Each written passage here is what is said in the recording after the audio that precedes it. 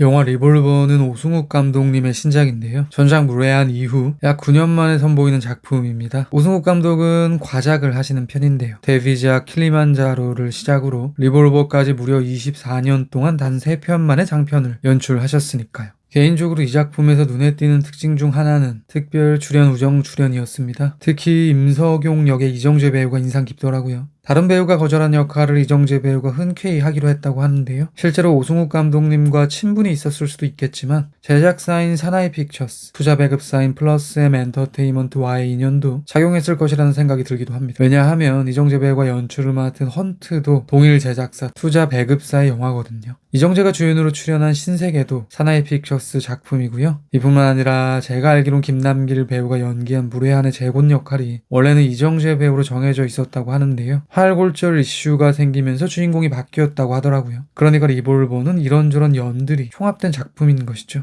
저는 지금까지 리볼버를 제외하고 오승욱 감독님의 작품은 무례한 한 편 만날 수 있었습니다. 사실 무례한도 조금 아껴두고 있다가 리볼버 개봉 전에 오승욱의 세계를 미리 알아보고 싶어서 관람하게 되었는데요. 듣던 대로 영화 좋더라고요. 그런 이유로 리볼버도 기대하게 된 것이죠. 굳이 비교를 해본다면 무례한보다는 조금 아쉽긴 했는데요. 그럼에도 불구하고 오승욱의 작품답게 우아함과 품격은 여전히 반짝반짝 빛났습니다. 아무튼 저에게 리볼버는 전작 무례한과 동일하게 사랑이라는 테마가 중요한 영화로 보이는데요. 그에 대한 이야기를 중심으로 작품에 대한 저만의 견해를 드리도록 하겠습니다. 리볼버 끝장 리뷰 지금 시작합니다. 6593 하수영. 형기 만료 출소입니다. 하수영이라는 전직 형사님.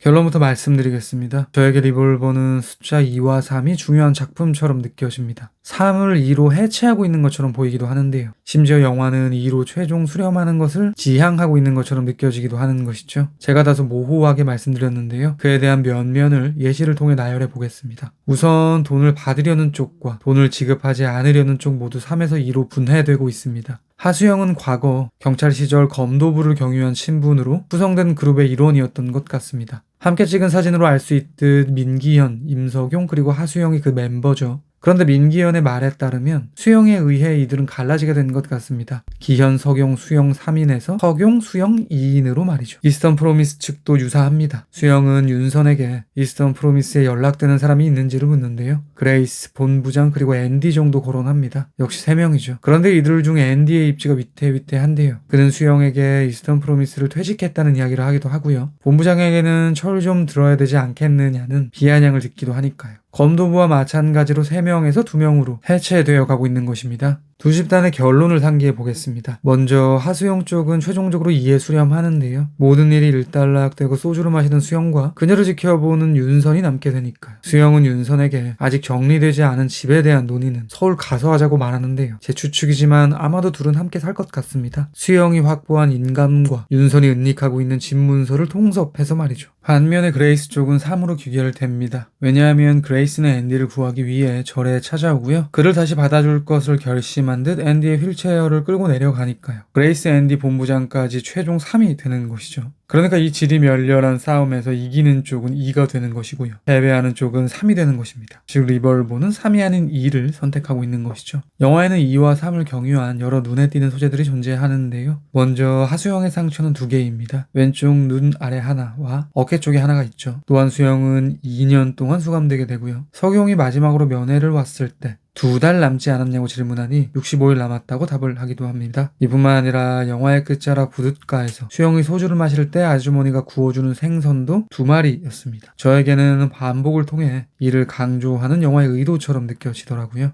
마찬가지로 3을 경유해도 흥미로운 부분들이 있는데요. 최종 전투에서 수영은 3단봉을 이용해 3명의 폭력배를 처단합니다. 3으로 3을 부숴버리고 있는 것이죠. 일이 꼬여 수영에게 모든 혐의를 뒤집어 쓰는 것을 요청할 때 차 안에서는 임석용, 앤디 그리고 변호사 3명의 남성이 그녀를 압박했습니다. 무엇보다 민기현이 건네준 리볼버 권총에 있는 총알이 3발이죠. 수영은 그중 단 한 발만을 사용해 2발이 남은 채로 상황을 종료하게 됩니다. 그렇다면 이 지점에서 이런 질문이 가능하겠죠. 리볼버가 다루는 3과 2라는 것은 무엇인가? 다소 말랑말랑한 이야기를 드려야 될 것 같은데요. 저에게 2는 사랑인 것 같습니다. 두 인간 인간 사이에 오가는 정서의 교류에 대한 상징이라고 해야 될까요? 제가 이렇게 추측하게 된 가장 큰 이유는 무례한의 영향 때문입니다. 무례한을 이루는 모든 비극의 본류에는 사랑이 놓여 있었거든요. 리볼버 역시 유사하게 느껴지더라고요. 또한 무례한의 재곤과 준길의 관계가 그랬던 것처럼 이 작품이 다루는 사랑에도 경계가 없는 것처럼 보이기도 하는데요. 챕터 1의 마지막으로 그에 대한 이야기를 드리도록 하겠습니다. 먼저 수영과 석용은 사랑하는 사이죠. 물론 석용이 비밀을 조금 숨기고 있었을지는 모르나 그들은 선명하게 연인입니다. 석용이 수영에게 인감과 위스키를 남겼다는 점이 그에 대한 부연이 될 수 있겠죠. 다음은 다소 이상하게 들리실 수도 있을 텐데요. 제가 보기에는 석용과 기현의 사이에도 사랑이 놓여 있는 것 같습니다. 기현은 수영에게 이런 이야기를 합니다. 내가 우리 사이를 갈라놓았다고 말이죠. 저는 창작자가 둘의 관계를 열어놓았다고 생각합니다. 동일한 맥락으로 수영과 윤선 사이에도 러브가 존재하는 것처럼 느껴지는데요. 수영의 입장에서 비어있는 석용의 자리에는 윤선이, 윤선의 입장에서 비어있는 석용의 자리에는 수영이 채우고 있는 것이죠. 그러니까 수영에게는 윤선과 석용 사이에 등호가 형성되고 윤선에게는 수영과 석용 사이에 등호가 형성된다고 해야 될까요? 영화에는 그에 대한 비유적인 묘사가 있는데요. 수감 중인 수영과 석용의 면회 시퀀스. 유리 안팎으로 남녀는 마주보고 있습니다. 이 장면에서 영화는 의도적으로 한 명의 얼굴과 유리에 비치는 상대의 얼굴을 포개입니다. 두 인물 사이에 등호가 형성되는 것이죠. 말씀드린 것처럼 윤선에게도 석용이 부여되고 있는데요. 무엇보다 석용이 약속했던 위스키를 윤선이 대신 전한다는 점에서 그렇겠죠. 그녀는 석용의 대리자가 되는 것입니다. 즉 민기현, 임석용, 하수영 3인방에서 기현이 빠지게 되었듯 임석용, 하수영, 정윤선 3인에서 석용이 소거되는 것입니다. 실제로 신동호 형사는 윤선에게 수영의 어디가 그렇게 좋으냐고 묻고요. 그녀는 everything이라고 답을 하죠. 조금 더 봐보면요. 신형사도 수영을 여전히 사랑하고 있는 것처럼 보이고요. 그레이스와 앤디 사이에도 부모 자식 간의 애증이 존재하고 있습니다. 그러니까 저에게는 리볼버 역시 무례한과 마찬가지로 모든 문제의 코어에는 사랑이 있다고 진단하는 영화처럼 느껴지는 것입니다. 그런 이유로 사랑을 가능하게 하는 두 인간, 즉 이를 강조하고 있는 것처럼 보이는 것이죠.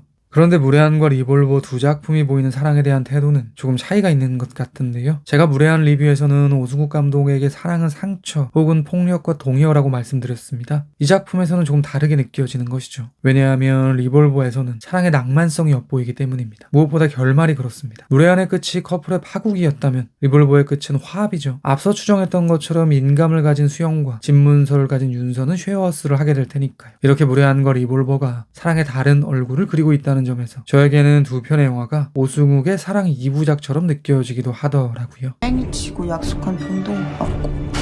맞았어요? 싸웠어요. 정말 아무것도 모르시는 거예요? 돈죽이란 놈들이 다 사라졌어.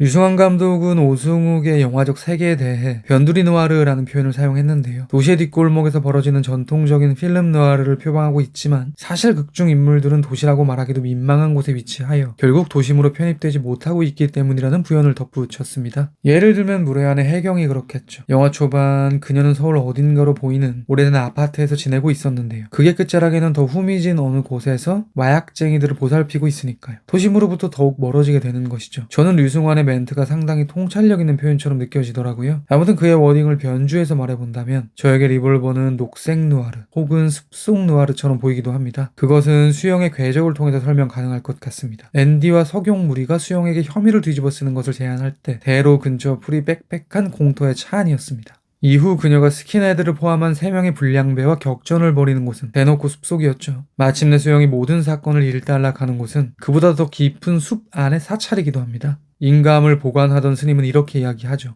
이렇게 깊은 곳에 이유 없이 오기는 힘들다고 말이죠. 그러니까 수영이 사건의 실마리에 다다르면 다다를수록 그녀는 도심으로부터 멀어지고 있는 것입니다. 수영이 이스턴 프로미스 측으로부터 받아내려는 것은 약속했던 7억도 있지만 결국 자신의 아파트이기도 합니다. 영화에는 15억이라는 집값이 구체적으로 나오는데요. 추정컨대 서울의 핵심 지역일 것입니다. 앤디가 신형사에게 했던 지은나 형사라는 비속어를 차용해 표현해 본다면 수영이 도착하고자 하는 그녀의 집은 지은나 도심이 되는 것이죠. 즉 수영이 아파트를 찾는다는 것은 도심으로 유입되기를 원하는 이라는 비유가 될 수 있을 텐데요. 그런 그녀가 점점 숲으로 들어가고 있는 것입니다. 심지어 그 아파트는 고급 점집으로 운영되고 있습니다. 도시보다는 자연과 조금 더 어울리는 무속신앙의 본거지로 활용되고 있는 것이죠. 그런데 리볼버에는 희망이 있습니다. 이것은 챕터 1의 끝자락에 말씀드린 이 작품이 다루는 사랑과도 동일한 괴가 될 것 같은데요. 무례한의 무력한 결말과는 다르게 리볼버의 두 연인 수영과 윤서는 뜻만 맞는다면 집의 소유주가 될 수 있고요. 그렇다면 도심으로의 유입에 성공하는 것이니까요. 그러니까 저에게 무례한이 오승욱의 사랑 절망편이라면 리볼버는 사랑 희망편처럼 느껴지기도 합니다.